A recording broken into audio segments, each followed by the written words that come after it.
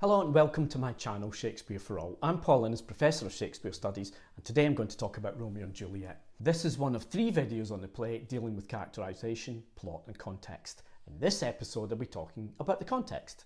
Now, at the end of the videos you'll find some useful study tips together with a list of keywords. I used the MIT online version of the text because it's easily accessible, together with the more modern act and scene organisation of the Arden 3rd edition. Now, if you're studying the play for assessment, any edition with supporting material like introductions and notes is fine. If you want to know more, please remember to subscribe. There are 2 main layers to the context for this play, each of which has 2 further aspects. The first is the flavour of English Renaissance assumptions about Italy and Italians, contemporary Italian politics associated with the name Machiavelli, and perceptions of the power of the Catholic Church. The second main element is how this play would have been performed on its own stage, and again there are 2 aspects to this. One is what we would call class politics, which in this period is understood more in terms of social rank and differences between them. And the second is the performance techniques that are used on the London public stage to make this material accessible and to make some money from it. So first of all, we'll talk about perceptions of Italian politics, and the name Machiavelli has to come up here. The English view of Italy was that it was deeply cynical, corrupt, manipulative and complicated. Everything we think of when we use the term Machiavellian, that's where the word comes from. Now, in his book The Prince, Machiavelli describes the use of religion as a political tool. He's not necessarily advocating that that's how life should be, but he is noting that this is how the rulers of the Italian city-states actually do make use of it. Very cynical and very hypocritical. Now, you have to remember the organisation, the political organisation of Renaissance Italy.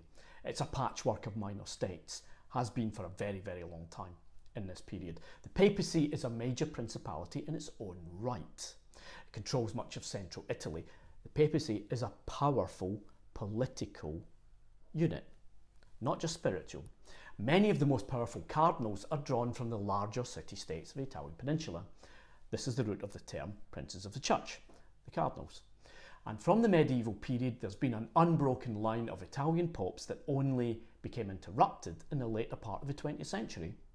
So in the eyes of your average English person, your average London theatre goer, Italy signifies extreme wealth and extreme corruption, moral and sexual as well, which is probably why it fascinates them so much. Taking a step back from Italy and looking at associations of Catholicism. Now, we have to remember just how central religion is to people's identity in this period. The English Protestants hated Catholicism with an absolute passion. Now, partly this is because of the political or temporal power wielded by the papacy, which we were talking about, but it's also mostly because early Protestantism is what we would probably call evangelical, or to use a different term, radical. The Protestants wanted to get back to what was assumed to be the purity of early Christianity by throwing out the baggage of 1500 years of Catholic tradition, which they perceived to be superstition, not given warrant by the New Testament and the words of Jesus. Saints, especially the Virgin Mary, were viewed with extreme suspicion, outright hostility, because a good Christian should have a personal relationship with God. You don't need intermediaries. Therefore, worshipping saints is a form of idolatry in this version of Christianity. The Catholic Church, especially the papacy, the Pope, was perceived to be the Antichrist, the opposition to good Christians, because it had perverted the original message. They thought of Catholicism as politically and morally, sexually corrupt in every possible way. It's the great enemy. Too much money, too much misbehaviour, too much corruption. This matters in England. Always on the fringes of Catholic Europe, England had a long tradition of criticising the corruption of the church and clergy. Even when it was Catholic, the English Catholics had a thing about this. The country was finally forcibly converted to a form of Protestantism by Henry VIII. This is the father of Queen Elizabeth, who's on the throne when Romeo and Juliet is performed, so this matters. For dynastic reasons, he wanted to get rid of his first wife, Catherine of Aragon, so he could marry and produce a male heir with Anne Boleyn, Elizabeth's mother. He needed a male heir to secure the legitimacy of his dynasty. Remember, Romeo's a male heir? Juliet's a female heir. These resonances matter. Henry had to break any religious opposition, and so via his chief minister, Thomas Cromwell, he dissolved the monasteries, the monastic foundations, and all the money that had been given to them, and he took it all. He took the wealth, he expropriated it. Now, much of this he then gave to the nobility, and a cynic would say this was a way to buy their silence. Now, part of the attack on the monasteries was a powerful discourse about their supposed corruption, both monetary and sexual. So you can see what's going on here. Now, Henry's Reformation and the other more radical ones that followed it show that the process of religious reform was uneven. It came in waves. It was an ongoing process. You have to remember, by definition, everybody in England came from a family that was prior to this, previously Catholic. And the Tudors were very wary. Elizabeth called them recusant families, powerful nobles whose sympathies remained with Catholicism, even if on the outside they pretended otherwise. Even today, believe this or not, this is true, even today it's technically illegal for the Prime Minister of Great Britain to be a Catholic, because ultimately that person's allegiance would be to the Pope, a supranational organisation, not the British monarchy. Now, there were constant threats to Elizabeth from Catholic sympathisers all the way through her reign. In 1568, the Catholic Mary, Queen of Scots, fled to England to seek help from her Protestant cousin, Queen Elizabeth, against rebellious Protestant Scots lords. Now, Mary had been claiming the throne of England for a very long time. So Elizabeth had a bit of a quandary. What's she going to do? She believes passionately in the primacy of the monarchy, but at the same time, she's got a golden opportunity. This rival claimant to her throne is now in her hands, so she can't really afford to use English military power to restore her to the throne of Scotland. So what does she do? She imprisons Mary for the rest of her life. The very next year, 1569, sees the beginning of a long series of attempts to replace Elizabeth with Mary. There was a major rebellion in the north of England that avowedly attempted to remove Elizabeth from the throne and replace her with the Queen of Scots. This pattern continues until eventually, completely exasperated, Elizabeth has her cousin executed for treason in 1585. That's 3 years before, just 3 years before the Spanish superpower, the Catholic superpower of Spain, almost succeeded in invading England with rumoured support from Catholic recusants, the Spanish Armada. What all of this means is that a play performed in Renaissance London in front of a Protestant London audience that is dealing with something that takes place in a Catholic country like Spain, or in the case of Romeo and Juliet, Italy, is inevitably carrying associations associated or generated by this context. Any form of Catholicism is going to be considered corrupt, edgy, dangerous, morally corrupt, extremely wealthy. Nothing Italian or Spanish is going to be neutral in these very fraught circumstances. So what do? You have an Italian short story, you want to put on a play, and you want to make the Italian setting of this play, Romeo and Juliet, accessible to your first audiences because you want to make some money. So you put in some, for lack of a better term, social markers. There's a couple of moments in the play where normal people appear. The action of the play set in motion at Act 1, Scene 2, when one of the Capulet servants is told by Lord Capulet to invite all the people on this list to a feast at my mansion tonight, and he storms off. He probably doesn't even know the guy's name, and he certainly doesn't realise that this servant is illiterate. The guy can't read, like most servants. So he asks a couple of passing gentlemen to help him read the stuff. They turn out to be Romeo and Benvolio from the rival Montague family. This leads to them and their mates gate-crashing the party, which is when Romeo and Juliet meet for the first time. All because a servant can't read.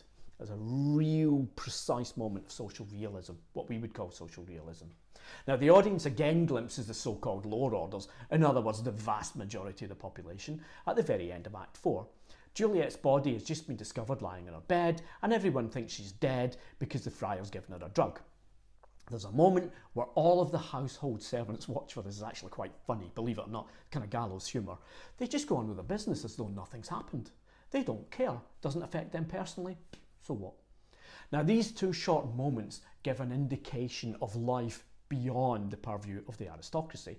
You could argue Shakespeare's added them to make the events of the play seem familiar or closer to his own audiences, because that's the social stratum they come from.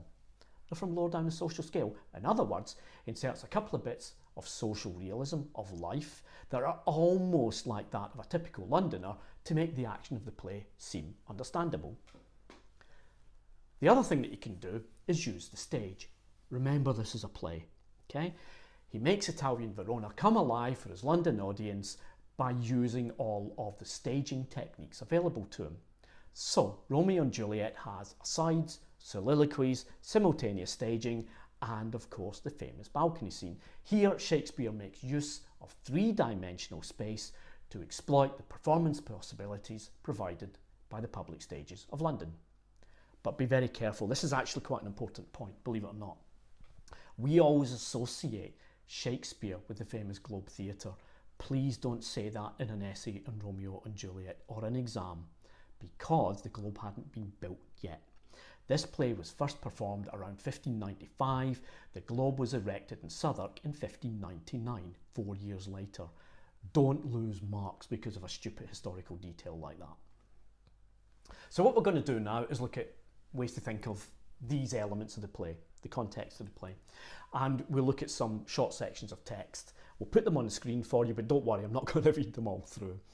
The first one is to do with Italian city-state politics. Prince Aeschylus turns up after a big fight in the city streets between the retainers of the two families, Romeo's Montague family and Juliet's Capulets. And he's freaking out, he's storming about this. 3 civil brawls bred of an airy word. He's saying 3 times you people have started a great big fight. You never actually find out why. They hate each other so much. It's bred of an airy word. If ever you disturb our streets again, your lives shall pay the forfeit of the peace. It's basically saying to the heads of the family, if this happens again, I'm going to have you both. This guy's not in control. If he's having to go to an extreme like this, it's because he can't control his own noble feuding families. That is so typical, in English eyes, of Italian city-state politics. Obviously, the other element here, as we've been saying, is the associated power of the Catholic Church and the assumption of corruption of the Catholic Church. This is an English Renaissance play. It's an English version of medieval or Renaissance Italy. The friar comes on. This is the first time you meet him. He's going to be such an important character, and he has, for lack of a better term, really dodgy knowledge of plants and drugs. This is what he says. He has a soliloquy. I must upfill this osier cage of ours with baleful weeds and precious juiced flowers. The earth that's nature's mother is her tomb. What is her burying grave? That is her womb. So he's mixing up opposites. This guy has access to secret knowledge, and it's not particularly pleasant secret knowledge. It's baleful weeds. Right? This is not neutral, it's pejorative, it's associated with certain negative elements. Now, it will come as no surprise to the English audience that this guy is going to interfere and is going to go wrong, because it's a Catholic Church. There are certain assumptions operating here. Now, what I want to do next is look at the class politics that we mentioned earlier, and this is the passage you want for this. This is a little servant who can't read. Watch this vocabulary. He's standing there with this bit of paper in his hand, and his lord's just left. Here, do this, give these invites out. And the guy's standing there. Find them out whose names are written here. It is written that the shoemaker should meddle with his yard, and the tailor with his last, the fisher with his pencil, and the painter with his nets.